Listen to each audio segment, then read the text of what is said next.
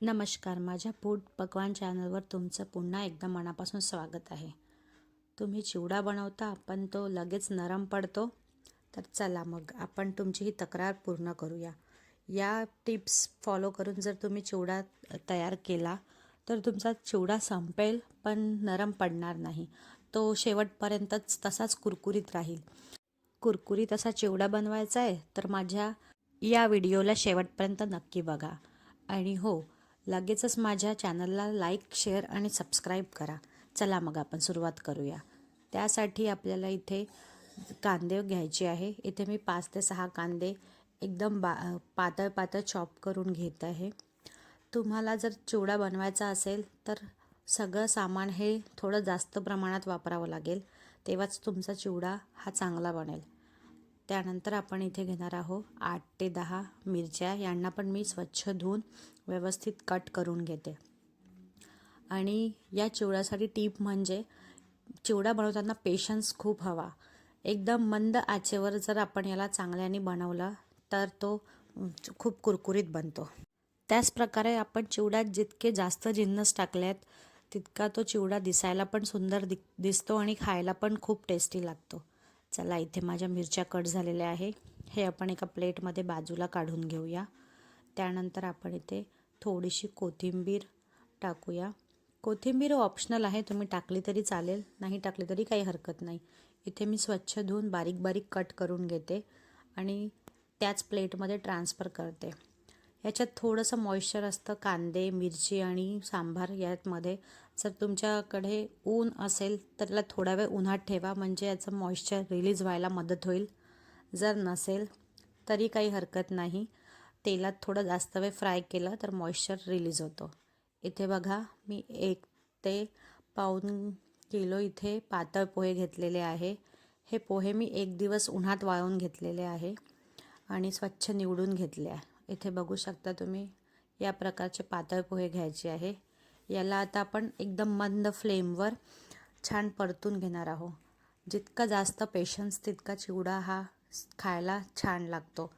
फक्त याला पेशन्सची गरज आहे. इथे छान तुम्ही ओट्यावर बसून घ्या किंवा अगदीच खाली बसूनही तुम्ही बनवा, कारण याला हळूवारपणे भाजायचं आहे. इकडे भाजत आहे तोपर्यंत आपण इथे एक सुकं खोबरं घेऊया. त्याला आपण व्यवस्थित लांब लांब कापमध्ये कट करून घेऊया. चिवड्यात खोबऱ्याचा टेस्ट खूप छान लागतो. तुम्ही टाकत नसाल तर टाकून बघा, तुम्हाला पण नक्की आवडेल. इथे बघा, मी व्यवस्थित कट करून घेतलेला आहे. सोबत सोबत मी इथे पोहे पण भाजत आहे. इथे बघू शकता तुम्ही, पोह्यांचा कलर थोडासा चेंज झालेला आहे, म्हणजे हे व्यवस्थित भाजल्या जात आहे. तरीही याला अजून भाजायची गरज आहे. हे बघा, इथे मी क्रश करून दाखवत आहे. हे अजून पण व्यवस्थित क्रश होत नाही आहे हाताने, म्हणजे याला आणखी भाजायची गरज आहे. इथे पोहे मी मॅक्झिमम 20 ते 25 मिनटं लो फ्लेमवर भाजून घेतले. त्यानंतरच ते छान व्यवस्थित कुरकुरीत झाले. सगळ्यात महत्त्वाचं म्हणजे पोहे भाजताना हे एकदम स्लो फ्लेमवर भाजा, त्यामुळे जळण्याची शक्यता कमी होते. इथे बघा आता तुम्ही, किती छान व्यवस्थित हे हातात चुरा होत आहे, म्हणजे हे व्यवस्थित भाजल्या गेले आहे. आता आपण याला साईडला ठेवून एका कढईत तेल तापवून घेऊ. त्यात आपण भरपूर सारे शेंगदाणे घालूया. मी इथे लाल शेंगदाणे वापरत आहे. तुमच्याकडे जे असेल ते तुम्ही इथे टाकू शकता. इथे शेंगदाणे पण हे भरपूर घेतले आहे आणि याला पण आपण लो फ्लेमवर छान भाजून घेऊया.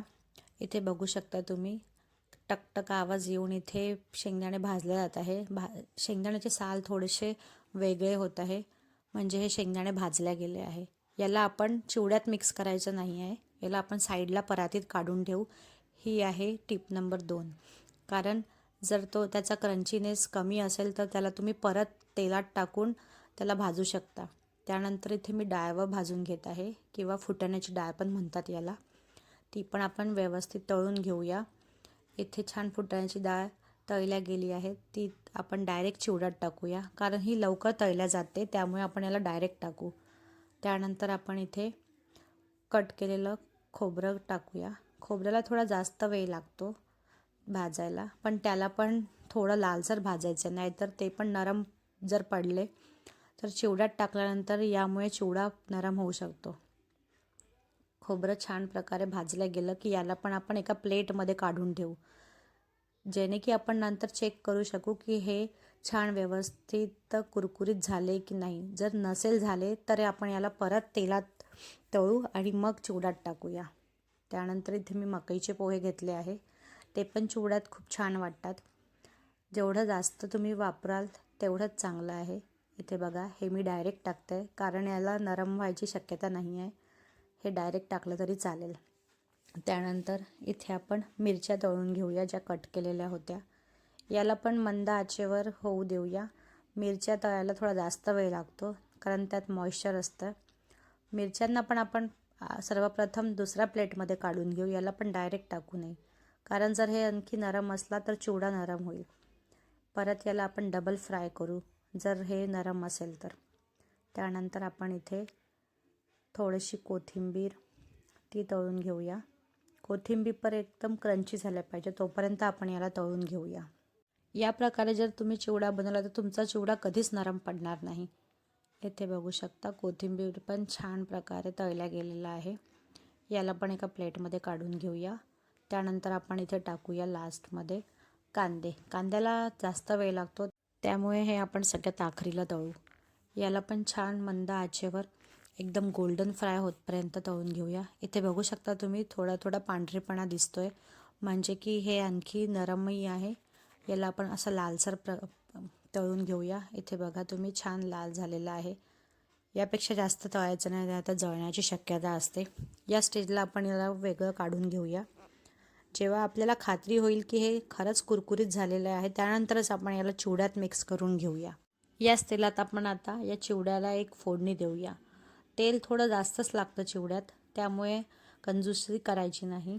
यात आपण टाकणार आहोत भरपूर सारी राई, भरपूर असा जिरा. राई जिरा चांगल्याने झालं की त्यात आपण टाकणार आहोत सोप. त्यानंतर आपण याच्यात ॲड करूया थोडीशी आपण यात हिंग घालूया. हिंग घातली की त्यानंतर आपण याच्यात 2 सुक्या लाल मिरच्या घालू. यात आपण आता मसाले घालूया. मसाल्यात सगळ्यात आधी मी इथे घातला आहे 1.5 चम्मच धनेपूड, 1 चम्मच हळद, थोडंसं लाल तिखट, त्यानंतर आमचूर पावडर. आमचूर पावडर अगदी अर्धा चम्मच घातलेला आहे. थोडंसं काळं मीठ. त्यानंतर आपण याच्यात घालणार आहोत थोडासा गरम मसाला. गरम मसाला पण 1 चम्मच वापरला आहे मी इथे. व्यवस्थित मिक्स करून घेऊया. त्यानंतर आपण यात चवीपुरतं मीठ ॲड करूया. इथे मी 1.5 चम्मच मीठ घेतलं आहे. तुम्ही तुमच्या चवीनुसार कमी जास्त करून घेऊ शकता. आता आपण ही तयार झालेली फोडणी पोह्यात टाकणार आहोत. इथे बघा तुम्ही, आता मी इथे पोह्यात ही पूर्ण फोडणी व्यवस्थित टाकली आहे. आता आपण याला थोडंसं गॅसवर ठेवून परतून घेऊया, म्हणजे की ही फोडणी व्यवस्थित चिवड्यात मिक्स होईल आणि या पोह्यांचा पण कलर चेंज होऊन हे व्यवस्थित एकजीव होईल.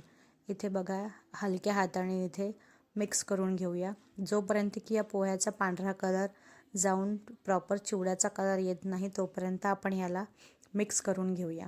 चिवडा मिक्स करताना वरून थोडीशी साखर घाला. मी इथे दाखवायला विसरली आहे. त्यानंतर मी इथे ॲड करते आहे 1 पायली मुरमुरे. तुम्ही नाही घातले तरी चालेल. बिना मुरमुऱ्याने पण हा चिवडा खूप टेस्टी लागतो. इथे मी मुरमुऱ्यांना व्यवस्थित मिक्स करून घेत आहे, जेणे की ते पण चिवड्यात व्यवस्थित मिक्स झाले पाहिजे. या टिप्स वापरून तुम्ही चिवडा एकदा बनवून बघा. माझी खात्री आहे की तुमचा चिवडा कधीच नरम पडणार नाही. आजची रेसिपी तुम्हाला कशी वाटली कमेंट करून नक्की सांगा. बाय.